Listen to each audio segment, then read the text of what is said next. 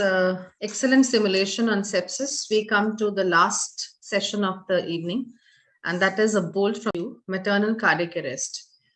To do this session, I'm accompanied with Dr.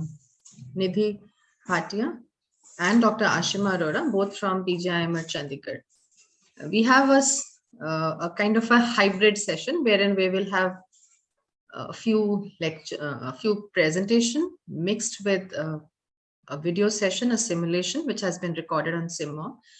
And then of course we'll have poll questions interspersed in between, followed by of course take home messages and then audience interaction. So I request Dr. Nidhi to please come online. So over to you, ma'am. Thank you so much, Nidhi. Can I have the next slide? Will I be able to manage these slides from my end? No. Okay. So learning objectives for the last session of this evening is to help each other how to identify and learn to identify sick mothers using an early warning score for obstetric patients. We'll look at the what and why of AHA maternal cardiac arrest guidelines, and also look at how we can as obstetric units be ready to handle such sudden cardiac arrest, and what is the role of a team which is known as a maternal cardiac response team apart from the code blue team which looks for CPR. When to initiate perimortem cesarean delivery, are there any change in the timelines? And of course, in the end, we'll look at the lessons that we have learned from this topic and from our own experiences, especially the roles of teamwork, mock drills, audits, quality improvement initiatives, like doing a clear handover, incident reporting practices, etc. Going on to the next slide, to really look at why are we learning and why is this topic a part of this particular module is because we all know that all these sick mothers have a tendency to deteriorate and get into cardiac arrest. And there are, of course, two lives at stake. And we all know that parturients being young and healthy, we really need to really work hard and not lose these two lives in this particular scenario. Can you keep going forward, Dr. Nidhi? Yeah. Despite the fact that, these are young and healthy, we have to understand that recent data have shown that only 58% of these young parturients survive to discharge, and therefore this justifies the need for rigorous training. The next slide, please.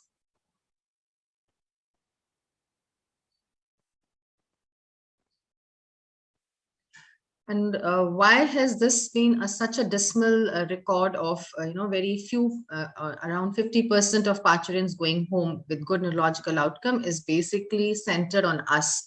We do have knowledge deficits as obstetric care providers and also poor resuscitation skills, and hence there is this importance of having this module in this particular workshop. Next, please. This is the scene of the labor room, and the time is past midnight. A 32-year-old female without any comorbidities at 38 weeks of her third pregnancy is in active labor. Patient is having effective uterine contractions and her CTG is also reactive. Kamala, don't shout. You will be delivering normally within 2 hours. Don't shout. Kamala, what is wrong with you? Keep your hands down. Kamala, why are you making weird noises? Kamala, what happened? Kamala, are you fine? Patient is having tachycardia. Her saturation is falling down. I'm giving her oxygen. Kamala, don't panic. I'm giving you oxygen. You will be all right. Patient is throwing seizures. I need help. I'm calling my SR. Dr. Shivani. What happened, Samyukta? The patient is throwing seizures. Her vitals are unstable. I'm positioning the patient laterally. You call sister. Sister, help needed. Sister, help needed. Secure IV line, Samyukta. IV line is secured. What was her vitals? One patient was having desaturation and she was having tachycardia and then she threw seizures. Sister, give me mouth gap. Ma'am, should I give Midas or MGSA4? Is she hypertensive? No. Then load Midas. Sister ji, please give Midas. Midas given to the patient. Repeat her vitals. Patient's vitals are falling down. Patient is hypotensive. Call the maternal code blue team. Maternal code blue team activated. Maternal code blue team activated. So our question, poll question for the audience is, following is not true for a sick mother. Maternal early warning obstetric score helps in early detection of a sick parturient. Place the patient in a right lateral position as early as possible. Establish intravenous access above the diaphragm. Consciousness level is one of the parameters of Muse. So till the time the audience gives us a poll, just want to summarize the scenario that you saw. A scenario is that typical of a labor room where a parturient has suddenly thrown seizures and it puts us all haywire, and it becomes pertinent and important for us to vigilantly monitor these mothers and have some preparedness to counteract such acute events happening in our labor rooms. And therefore is this question about maternal early warning scores, especially related to obstetric scenario.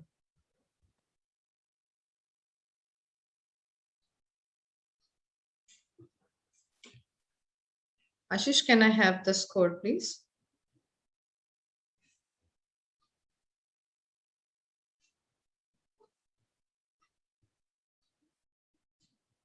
So till the time the scores come in, we'll go to the next slide. We need to, that is what exactly that I was talking about, that we really need to move on to using these, charts, the Muse charts that are there. And they're nothing so great as but simple recording of your vitals onto this particular chart, which is already labeled, in different colors. So as soon as your mother gets into the yellow or the red flag, you know that this is a mother who is deteriorating clinically fast and needs to be, addressed. The basic cause of deterioration, clinical deterioration, needs to be addressed. And if the Muse score trigger goes more than 6, is a time where you really need to call in a rapid response team.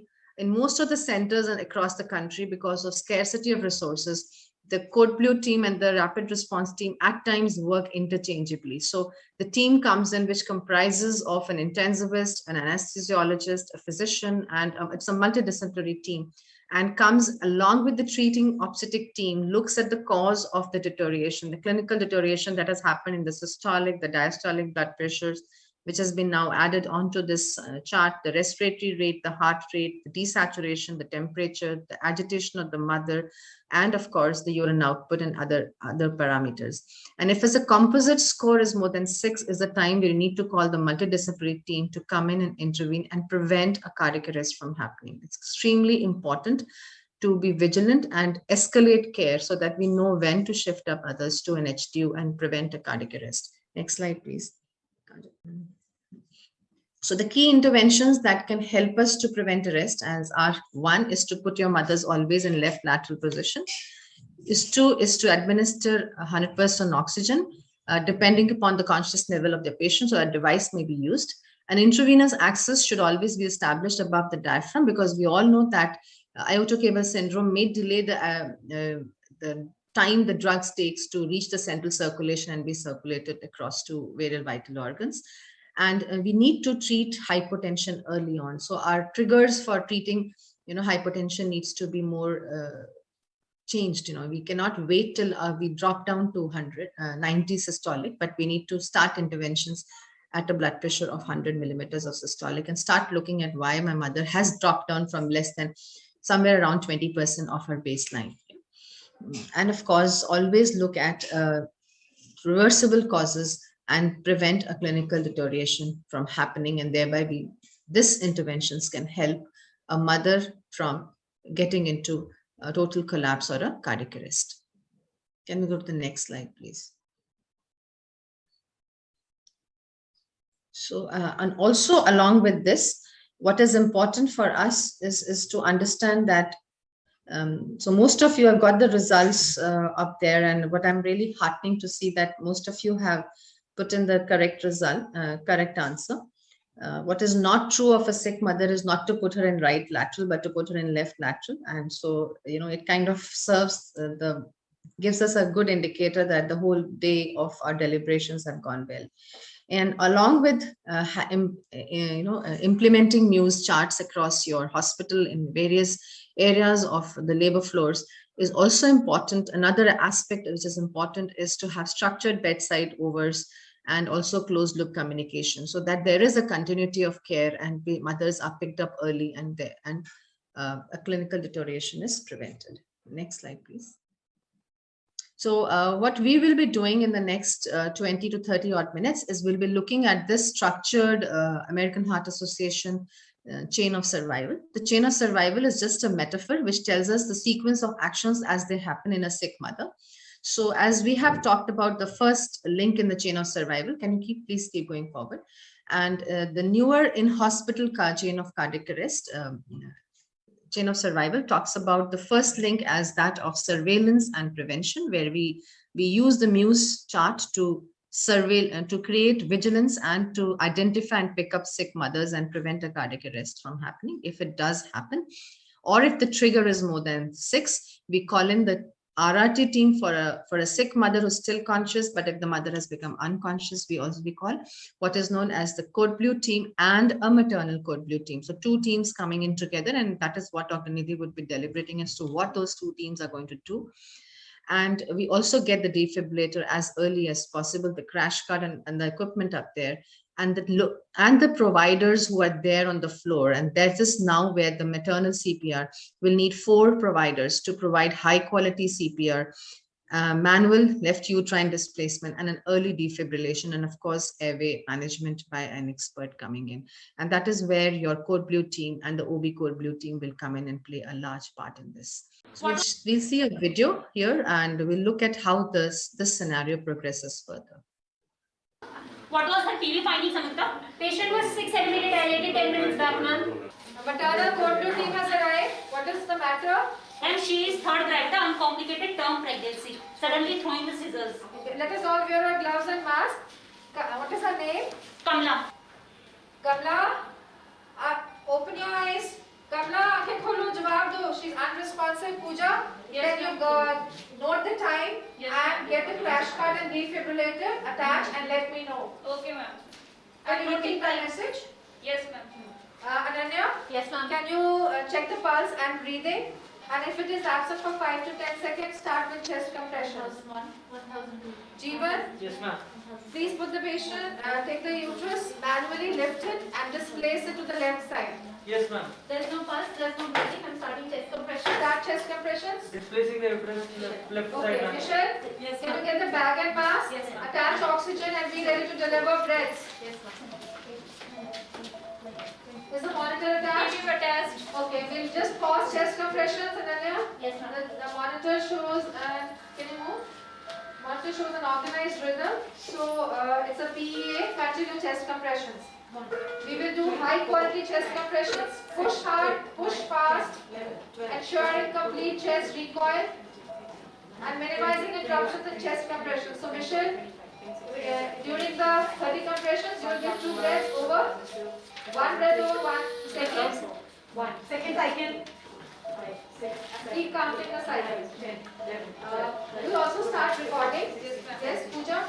And you'll also tell me when the 2-minute time is up. So we will call the PNCD and the maternal PNCD team and the gynecologist as Okay, well. ma'am. 3, 4, 5, 6, 7, 8, 9, 10, to 11, have 12, Tanuja in the team. 13, Tanuja, can you go to the IV, check the IV is working and prepare 1 milligram of epinephrine. Can you repeat my message? I'll just check the IV and prepare the 1 inch. 1004, cycle 4, 4, 5, 6, 7, 8, 9, 10, 11, Good chest 12, compressions. 13, 14, 15, 1 inch, 16, giving 1 inch 17, 18, epinephrine. 19, 20, 22, 23, 24. Please give 1 milligram of epinephrine and follow it with 20 ml of normal saline. 1 inch epinephrine given. Yeah. Flushed with 20 ml Cycle saline. 5, 1, 2, 3, 4, 1 fifth cycle. Okay, so it is going to be 2 minutes. Ananya and 15, Tanuja, you're going to change compressor role. And Tanuja, you'll check the pulse before you start chest compressions. Okay. 28, 29, 30. Chest. 1001, Check the pulse. 1003, 1004. 2 minutes over. Okay. Can you call the No pulse PNCD inside team? the chest. Am I audible? Yeah. So, very good evening to all. So, what we saw in the previous scenario was that a pregnant mother, a lady, she had collapsed, she became unresponsive, and the code blue team was called in. So, once the code blue team was called in, there was clearly one team leader who allocated the roles to all the other team members, and there was a very clear allocation of roles. Each one was very clear in what he or she was supposed to do. And the entire team worked together to give good and effective cardiopulmonary resuscitation. So that was the essence, that is actually the essence of whole team concept and cardiopulmonary resuscitation, that how you work as a team to bring in an effective CPR. So the roles were clearly allocated. There was a closed loop communication, and the team members, they got back to each other, whatever role was assigned to them. There was a closed loop communication, and they followed that role and then got back to the team leader with it. So there was no confusion at all, and a good and effective chest compression with a good control of airway and a left uterine displacement was given. So with that, keeping that scenario in mind, we'll go through the basic guidelines of CPR in pregnancy. So what are our main issues during CPR in a pregnant mother? One is, in pregnancy, there is iotocaval compression, which decreases the cardiac output by almost 30 to 50%. Then we all know in pregnancy, there is increased oxygen demand and anemia. All of this decreases the FRC, resulting in poor oxygen reserves. And there is a difficult airway with an increased risk of aspiration. As a result of this, CPR in a pregnant mother becomes largely ineffective if we do not deal with these issues. So when we are doing a CPR in a pregnant lady, what are our priorities? Mainly to give high quality CPR, relieve the iotocaval compression, have an early definitive airway, and early evacuation of the uterus. So as a team, when CPR is being done, a minimum of at least 4 first responders are needed, like we saw in the scenario. So what is the role of the first member? The first person checks the responsiveness, shouts for help. If the patient is unresponsive, he shouts for help, checks the pulse and the breathing. And this pulse check is done for a minimum of 5 seconds and not more than 10 seconds. And if within 10 seconds, the responder is not able to identify the pulse and the breathing is absent, he immediately starts with high quality chest compressions. Then the second member activates the maternal code blue team, notes the time, attaches the defibrillator or the AED, and delivers shock if it is needed. The third member performs continuous manual left uterine displacement to relieve the iotocaval compression. And the fourth member takes care of the airway, gives 100% oxygen, and delivers 2 breaths after 30 compressions using bag and mask. So the roles of each and every member should be clearly allocated. Now, what are the fundamentals of basic life support and advanced cardiac life support interventions in a pregnant lady? The first and the foremost is, as soon as the person collapses, you need to ensure scene safety. By ensuring scene safety within the hospital, we mean you have to wear your personal protective equipment, don your mask, gloves, gown, and after that, check the responsiveness of the victim.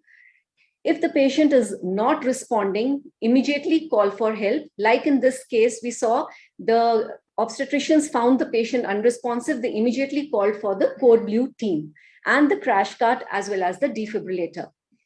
So once the call for help is sent, the person again comes back to the patient and immediately starts checking for the carotid pulse and the breathing. If the pulse and respiration are absent, this is checked for a minimum of 5 seconds and not more than 10 seconds. If this is absent, immediately start with high quality chest compressions. And after giving 30 compressions, the airway is opened and 2 breaths are given. So this 30 compressions, opening the airway and giving 2 breaths formulate 1 cycle. And at all times during CPR, manual left uterine displacement is to be maintained to relieve the iotocaval compression. So you continue giving these cycles of 30 compressions and 2 breaths. This is continued for 5 cycles, which takes approximately 2 minutes. And after 2 minutes, again, the pulse check is done. If again the pulse is absent, you continue giving 30 compressions and 2 breaths for another 5 cycles. In the meantime, whenever the defibrillator arrives, as soon as the defibrillator arrives, if the rhythm is shockable, that is, if you have a pulseless VT or a ventricular fibrillation, shock is immediately delivered. And at the same time, the maternal code team is activated so as to do a PMCD within 5 minutes. Now coming on to the next poll question. What are the fundamentals of high quality CPR in a pregnant patient? And what does it not include? So the fundamentals of high quality CPR in a pregnant patient does not include push hard, push fast, a compression to ventilation ratio of 30:2. The hand position should be different from that during CPR in a non-pregnant patient, and allowing for complete chest recoil. So which one of this is not included in high quality CPR? So till we get the results of the poll, we move ahead. So what are the fundamentals of high quality CPR? The emphasis is on high quality chest compressions. Yeah, so most of you have answered the question correctly. That is, your hand position is not different from a non-pregnant patient. There is no change in hand position. So the chest compressions, what do you mean by high quality chest compressions? Now remember, during CPR, giving good quality chest compressions is one of the most important things of your entire cardiopulmonary resuscitation. So by high quality chest compressions, we mean we need to push hard.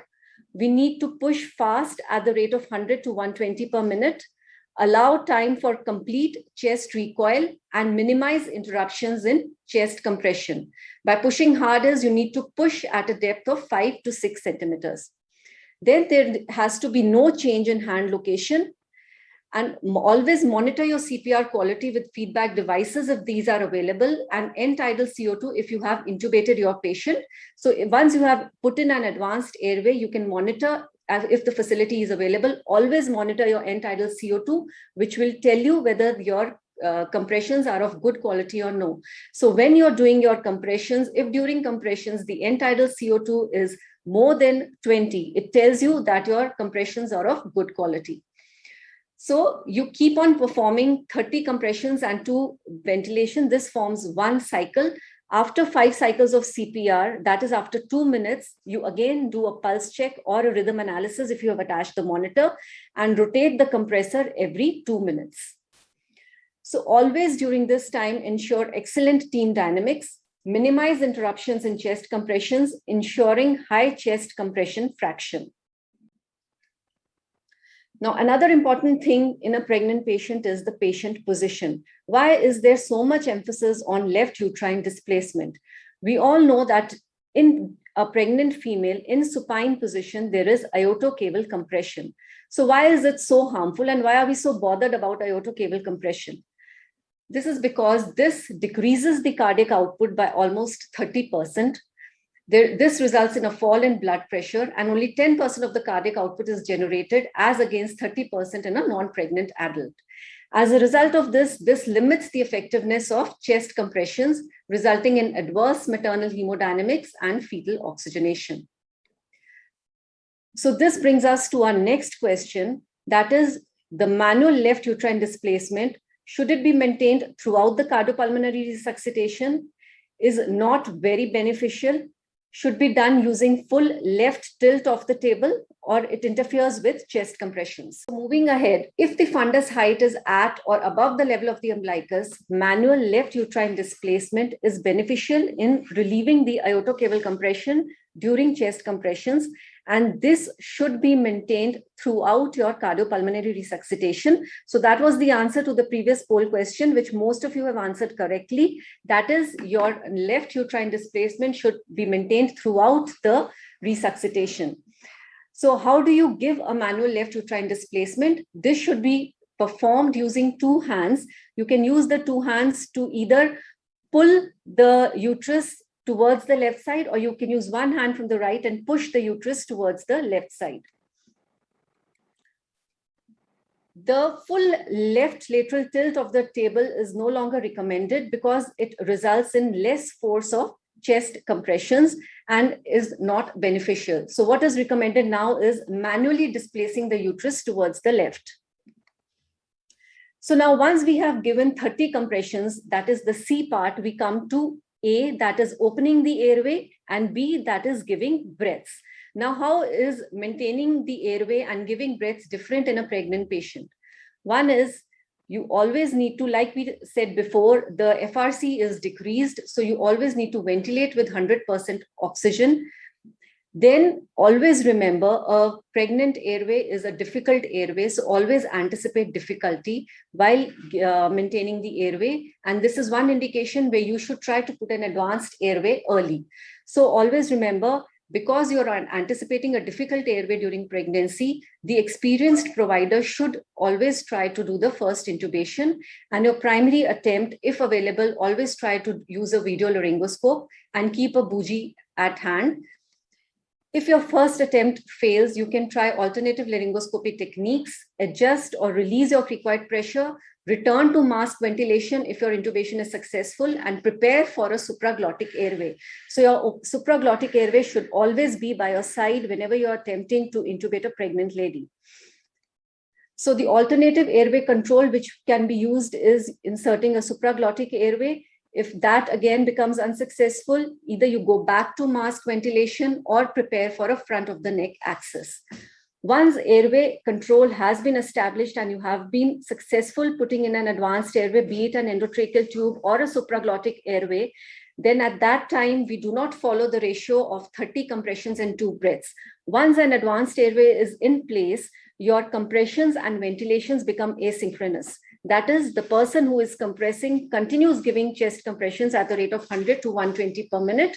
And the person who is taking care of the airway continues giving breaths at the rate of 10 breaths per minute. So once we have taken care of the C, A, and B, the fourth is defibrillation. Now we all know in a non-pregnant patient, when the patient arrests, you shock the patient. If there is a shockable rhythm, you defibrillate with 200 joules of energy. Now, is defibrillation in a pregnant patient any different? What is the defibrillation dose in a pregnant patient? Is it same as in a non-pregnant patient? Less than that in a non-pregnant patient? More? Or does it vary with the period of gestation?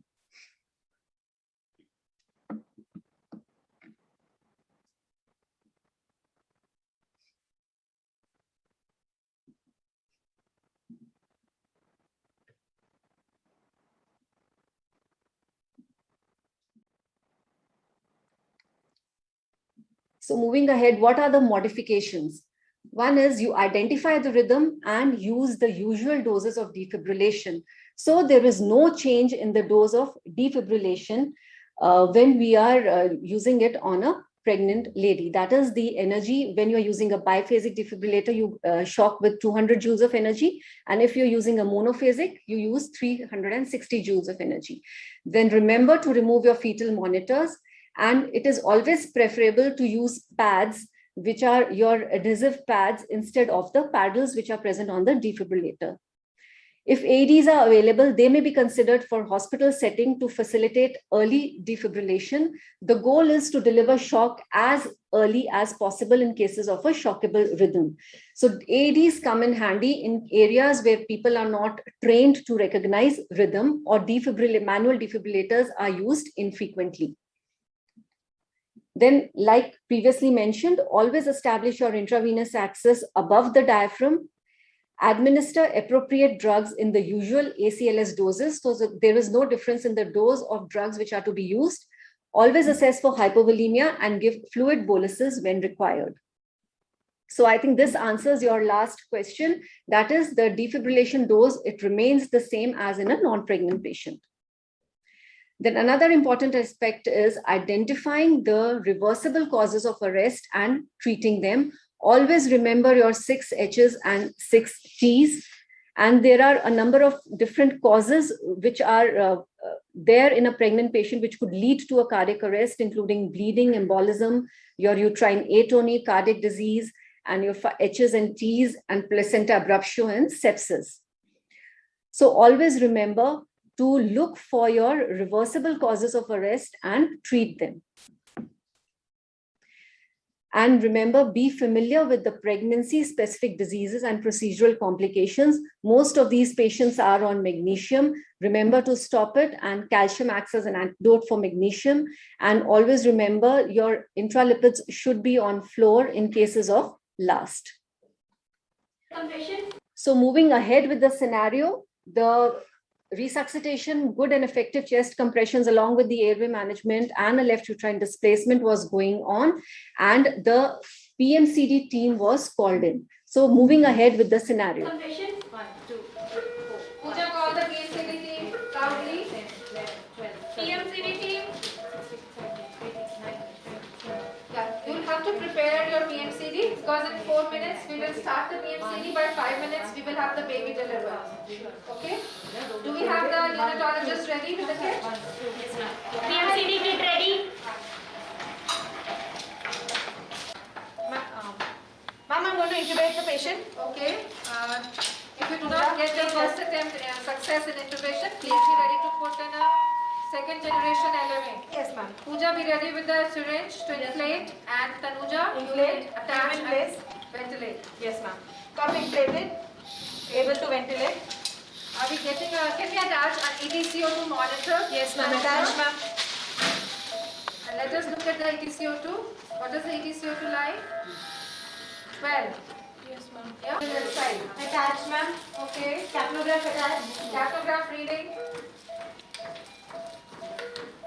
Is the PMCD ready? Yes, ma'am. PMCD ready. Remove cloth. 4 betadine. We still have the manual left uterine displacement. We are getting good chest compressions. Our ETCO2 is 16. Good. It should stay above 10. 5 cycles done. Okay. PMCD in process. Switch compressors. Neonatologist ready to deliver. Take the baby. Switching compressors. Change compressors. Baby delivered out.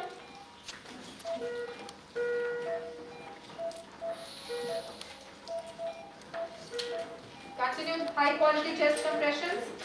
And after 5 cycles, right? 5 minutes.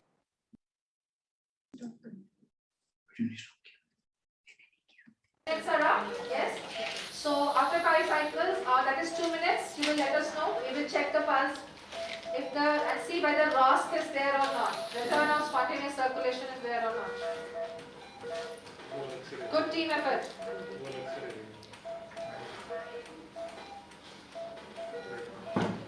Which cycle, Michelle? 4th cycle, ma'am. Okay. So Michelle, now that we have a definitive airway, we will continue to give chest compressions continuously for 2 minutes. So Pooja is monitoring the time. And you will give breaths at the rate of 5 cycles over. 10 breaths per minute. 5 cycles over, 2 minutes. 2 minutes over, not 5 cycles. Let us check the pulse, Tanuja first. Tanuja, the chest, the ETCO2 has risen to 44. Yes, ma'am. Can we check the pulse and the breathing? Count for 5 to 10 seconds. Checking for pulse. 1001, 1002, 1003, 1004, 1005. I can feel a feeble pulse. Yeah. Tanuja, can you check the blood pressure? Okay, I'm pressing the blood pressure. It Blood is- pressure is 90 by 60. Good. We continue post-resuscitation care and plan to shift the patient to ICU. Yes, ma'am. Yes, Michelle?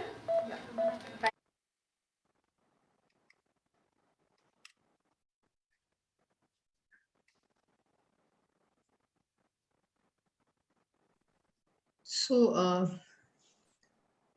just having a high quality CPR in progress will not suffice, and therefore there is indeed a role of perimortem cesarean delivery, which is now better called the resuscitative hysterotomy, as an integral part of CPR. The next slide. This, of course, we all, as we understand, is basically, can we go to the next slide, will actually give benefits both to the mother and the baby. So our poll question coming up before we go into the details of PMCD is that resuscitative hysterotomy should be done within 5 minutes of cardiac arrest, is harmful for the mother, should be done only after shifting the patient to the operation theater and not at the location of cardiac arrest, and also that PMCD decreases the chances of achieving ROSC. So we'll need a right answer. Which of these statements is correct for resuscitative hysterotomy?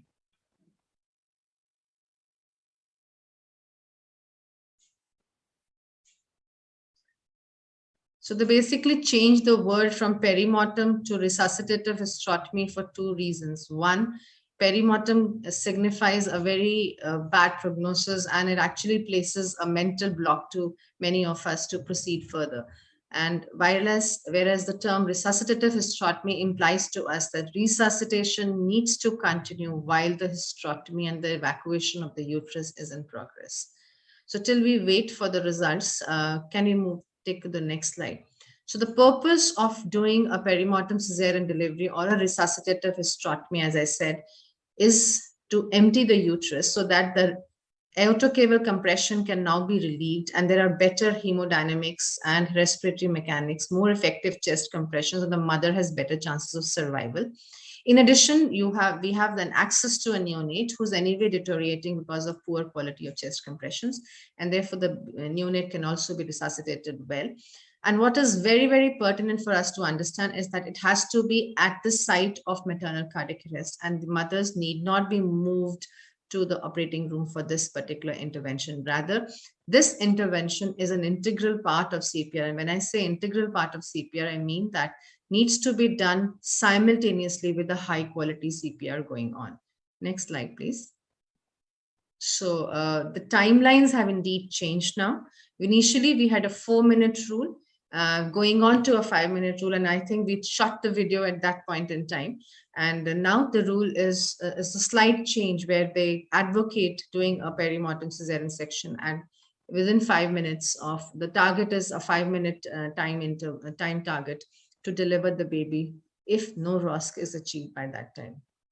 Now, having delivered the baby and afterwards may also lead to a rearrest happening, because PPH might occur, peripartum hemorrhage might occur, and therefore there is a role of methylergometrin or prostaglandins. Oxytocin can indeed cause more hypotension and rearrest after ROSC.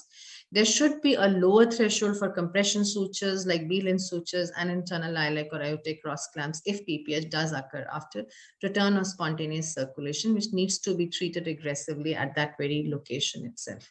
Next slide, please. So we also saw that our mother achieved ROSC after PMCD and a high quality CPR going on, and therefore continuing the care at that location, stabilizing the mother's airway, breathing, circulation, and of course the underlying causes is paramount before we actually shift this patient to the ICU. Can we move on to the next slide? And to do all this, which is a high cognitive overload coming on to and an emotional overload coming on to the providers, it is important that we take help of team dynamics. And as has been pointed earlier by Dr. Nidhi, is that the team needs to incorporate elements of team dynamics in the form of assigning clear roles, by using clear messaging, having closed loop communication, by communicating to each other, doing effective knowledge sharing, and of course recording in real time, and working as a team with mutual respects at all times. But having said that, we also need help in the form of cognitive aid readers, some kind of checklists up there, so that we know that we haven't missed an important point during these resuscitation algorithms. Can we go to the next slide, please? Yeah. So the change that I talked about in the 2020 guidelines pertains to the timelines with perimortem cesarean delivery, where they recommend that if there is no ROSC in 5 minutes, we need to immediately consider perimortem cesarean delivery. Having said that, it's something that does not happen in real time. So whatever the timelines, we should give a full consideration of a resuscitative hysterotomy and a full chance to the mother to achieve ROSC with the high quality CPR going on, thinking with the thinking caps on about the underlying causes which led to cardiac arrest and treating them simultaneously. So there are a lot of things happening together, and therefore good displays of your algorithms and the checklist needs to be there, so that the recorders and people who are monitoring the quality of CPR can actually take the team forward in the right direction. Next slide. So to sum it up, what is very important for us as obstetric care providers to understand that we need to employ charts, Muse charts to prevent cardiac arrest if feasible, by picking these mothers as early as possible. Next slide. And please keep moving forward. And as soon as there is a cardiac arrest, it is pertinent to document the time of arrest, because we have that 5-minute period where we really need to initiate PMCD. We need to work as a multidisciplinary team, whereas there is a team for doing CPR, and then there is a maternal code blue team, which comprises of an obstetrician, an anesthesiologist who takes care of the airway, and of course a neonatologist. Emphasis always stays on a high quality CPR, which incorporates the manual left uterine displacement at all times. And of course, as we move forward, a definitive airway can be put in by the anesthesiologist, who is an integral part of the maternal code blue team. And we need to think about the causes, the defibrillation, and of course, need to go on as usual.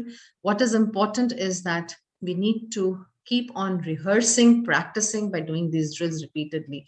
And of course, have a mindset to promptly initiate resuscitative hysterotomy. And at this juncture, we'll hand over the mic to my obstetric colleague, Dr. Ashima Arora, to take us through the steps of resuscitative hysterotomy. Even as anesthesiologists, we need to do our mock drills along with them, so that we know how well we can, combine our skills together to have an effective and a successful CPR going on for these mothers. Over to you, Ashima.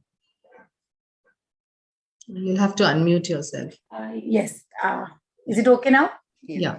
And because the basic audience is anesthetists and not obstetricians, so I have just summed up the technical details in very short. The most important thing is when, where, and how to do it. So as you've already said, if there is no return of spontaneous circulation after 4 minutes of correctly performed CPR, perform a PMCD if the period of gestation is more than 24 weeks. If period of gestation is unknown, please do not waste any time in trying to find out the gestation. Clinically, if the uterus is above the umbilicus, go ahead with the surgical procedure.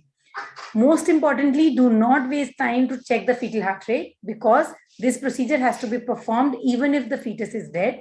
This is a part of maternal resuscitation and is not primarily being done for fetal survival, and hence no time should be wasted in checking the fetal heart. No abdominal preparation is needed for this procedure. Vertical incision is usually preferred because most of the surgeons are faster with it. However, the person performing it should decide which incision that person is more comfortable with. The senior most obstetrician available on the site should do the procedure, so that the procedure is as fast as possible. Attention must be given not to damage the bowel or bladder. Scalpel is the only essential equipment that we need to start the resuscitative hysterotomy. With no circulation, blood loss is usually minimal and no anesthetic agent is needed. Most importantly, good quality CPR must be continued during the procedure of PMCD. If maternal resuscitation is successful, we must remember to administer broad spectrum antibiotics. Catheter must be put in place. Oxytocin must be given. Adequate closure with hemostasis must be performed, and patient should be shifted to an ICU with high threshold of extubation. We must remember that this procedure has to be done at the place of arrest and never ever move the mother for performing a PMCD. If you do not think about it at arrest, you practically can never do it within 5 minutes. And hence, the thought of PMCD must come to our mind at the time of arrest. Thank you. This is the PMCD team. Which was very ably supported by our Ladle team, who provided us with the SIMOM. And I think we had a very, energetic time shooting this simulation video, and has indeed helped us in real life scenarios as well. Thank you all for listening to us, and we would love to take questions if there are any. And there are no questions in the chat box. So there are two reasons you don't have questions. Either everything has been understood or nothing. Okay. And the third question is that third option is there is no audience. No, there were around 100. You have an audience of around 100 odd people listening to us, and I'm really happy to, note that in this letter. I request all our people in the gallery to switch on their video so that we can say a bye and take a picture. And Ashwini, can you switch on your video if you can? If you can't, then that's okay. We understand. Just a second, ma'am. I'll come. It requires your mental faculties to be intact. It requires guts and your cognitive load, which is very high at that point of time. So more important is to save the patient. Okay. And I think you can join us later as we start stitching it up. And that is the point. Yes, We yes. have to have an obstetrician being around with us. Because a few other further complications after ROSC will need to be managed as a team together. Yes. So I thank all of you for participating in this elaborate workshop on obstetric critical care, a very, very vital part of obstetric anesthesia. And tomorrow we have an engaging session, day 1 and day 2. I'll request you all to log in. Thank you, audience, who has been patiently sitting and listening to the slides prepared by your mentors. They have worked very hard behind the scenes. So we all thank you all for attending this session in large numbers. Thank you very much. And thank you to the obstetric team for joining us. And indeed, this is, as ma'am said, the first step towards working in collaboration in a multidisciplinary fashion, saving our mothers and their lives. Thank you so much. I would just like to add that tomorrow we have a very action-packed day, and we have 2 halls running. The conference would be starting from 2 p.m. Indian Standard Time. In Hall A, we have thematic sessions.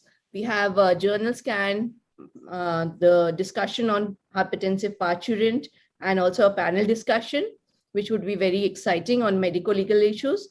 While Hall B also, you can log in from 3:30 p.m. Indian Standard Time, and we have debates, case-based scenarios, and symposiums. So looking forward to seeing you all there.